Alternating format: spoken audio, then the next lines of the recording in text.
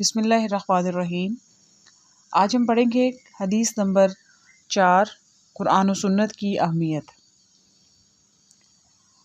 عن مالک بن انس رضی اللہ عنہ قال قال رسول اللہ صلی اللہ علیہ وسلم ترکت فیکم امرین لن تضلوا ما تمسکتم بہما کتاب اللہ و سنت رسولہ۔ حضرت مالک بن انس رضی اللہ عنہ سے روایت ہے کہ نبی صلی اللہ علیہ وآلہ وسلم نے فرمایا، میں تمہارے پاس 2 چیزیں چھوڑے جا رہا ہوں، جو تم میں سے ان کو تھام لے گا وہ کبھی گمراہ نہیں ہوگا، اللہ کی کتاب اور اس کے رسول صلی اللہ علیہ وآلہ وسلم کی سنت۔ اس حدیث مبارکہ میں نبی کریم صلی اللہ علیہ وآلہ وسلم نے گمراہی سے بچنے کا نسخہ بتایا ہے، وہ یہ کہ قرآن اور سنت کو مضبوطی سے تھامے رہو تو تم کبھی گمراہ نہیں ہوگے۔ اب ہم ان دونوں پر روشنی ڈالتے ہیں۔ اللہ کی کتاب ہدایت کا خزانہ ہے۔ قرآن مجید میں مسلمانوں کی رہنمائی کا مکمل سامان موجود ہے۔ اس میں زندگی کے تمام شعبوں کے لیے رہنمائی موجود ہے۔ اس کو ماننے پر مسلمانوں کی ہدایت کا انحصار ہے، اور قرآن سے منہ موڑنا مسلمانوں کے لیے گمراہی کا سبب ہے۔ اس لیے نبی کریم صلی اللہ علیہ وآلہ وسلم نے فرمایا کہ اللہ اور اس قرآن پر عمل کی وجہ سے قوموں کو ترقی دیتا ہے، اور اس کو چھوڑنے کی وجہ سے قوموں کو گمراہ کرتا ہے۔ اسی لیے اللہ تعالیٰ نے فرمایا، وَاعْتَصِمُوا بِحَبْلِ اللَّهِ جَمِيعًا وَلَا تَفَرَّقُوا، اور تم سب مل کر اللہ کی رسی کو مضبوطی سے تھامے رکھو اور تفرقے میں نہ پڑو۔ قرآن مجید اللہ تعالیٰ کی آخری کتاب ہے اور اسلامی شریعت کا سب سے پہلا مصدر ہے۔ ارشاد ربانی ہے، اِنَّا أَنزَلْنَا إِلَيْكَ الْكِتَابَ بِالْحَقِّ لِتَحْكُمَ بَيْنَ النَّاسِ بِمَا أَرَاكَ اللَّهُ۔ اے رسول گرامی، بے شک ہم نے آپ کی طرف حق پر مبنی کتاب نازل کی ہے تاکہ آپ لوگوں میں اس حق کے مطابق فیصلہ فرمائیں جو اللہ نے آپ کو دکھایا ہے۔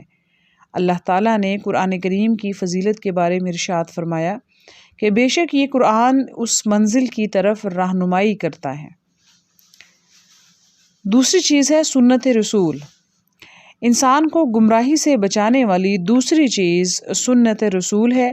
اس پر عمل کرنے کا حکم دیا گیا ہے۔ اللہ تعالیٰ نے ارشاد فرمایا، مَن یُطِعِ الرَّسُولَ فَقَدْ اطاع اللہ۔ جس نے رسول صلی اللہ علیہ وآلہ وسلم کا حکم مانا، بے شک اس نے اللہ تعالیٰ کا حکم مانا۔ سورہ آل عمران میں اللہ رب العزت ارشاد فرماتا ہے کہ وَآتِیُوا اللَّهَ وَالرَّسُولَ لَعَلَّکُمْ تُرْحَمُونَ، اور اللہ تعالیٰ کی اور رسول صلی اللہ علیہ وآلہ وسلم کی فرما برداری کرتے رہو تاکہ تم پر رحم کیا جائے۔ ارشاد ربانی ہے، اور جو کچھ رسول تمہیں عطا فرمائے سو اسے لے لیا کرو، اور جس سے تمہیں منع فرمائے سو اس سے رک جایا کرو۔ قرآن مجید پر عمل اس وقت تک ممکن نہیں ہے جب تک سنت رسول پر عمل نہ کیا جائے، کیونکہ سنت رسول صلی اللہ علیہ وآلہ وسلم قرآن پاک کی عملی تفسیر ہے۔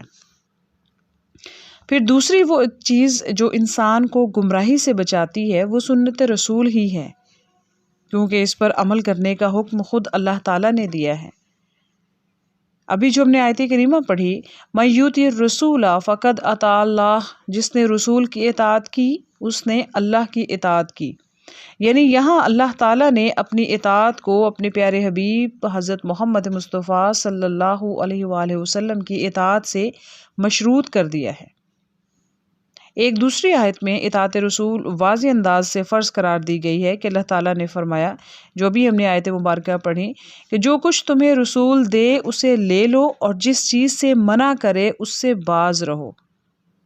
قرآن مجید میں تمام چیزوں کی تفاصیل موجود نہیں ہیں، یعنی بیشتر ایسے احکام ہیں جو اللہ تعالیٰ نے اجمالی طور پر بیان کر دیے ہیں، لیکن ان کو تفصیلاً ان کو جاننے کے لیے، ان کے بارے میں مفصل بیان جاننے کے لیے، مفصل ان کے بارے میں احکامات جاننے کے لیے ضرورت پڑتی ہے کہ ہم قرآن کی تشریح کر کے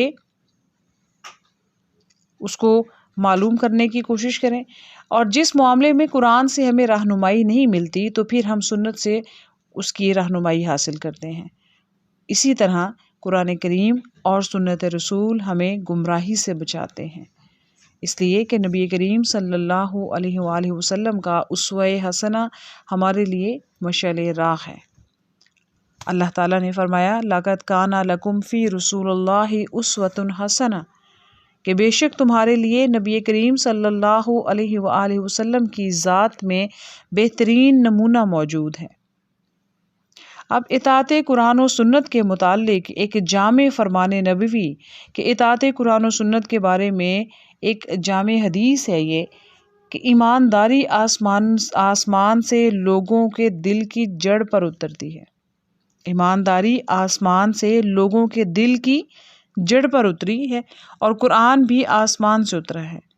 پھر لوگوں نے اس کو پڑھا اور حدیث سے قرآن کا مطلب سمجھا۔ مقصد یہ ہے کہ قرآن کریم کو تفصیل سے سمجھنے کے لیے، قرآن کریم کی شرح کو سمجھنے کے لیے، وہ احکامات جو اللہ تعالیٰ نے قرآن کریم میں بیان کیے ہیں، اس بہت سارے ان کی تشریحات کو سمجھنے کے لیے ہمیں ضرورت پڑتی ہے کہ ہم سنت کی طرف رجوع کریں۔ اس لیے عصر حاضر میں اس بات کی بہت ضرورت ہے کہ سنت کو پڑھا جائے اور سمجھ کر اس پر عمل کیا جائے۔ ایسا کر کے ہی ہم راہ راست پر قائم رہ سکتے ہیں، ورنہ تباہی ہمارا مقدر ہوگی۔ اس لیے اللہ کا قرآن اور نبی کریم صلی اللہ علیہ وآلہ وسلم کی سنت دونوں انمول قیمتی چیزیں ہیں جن سے ہمیں بھرپور استفادہ کرنا چاہیے۔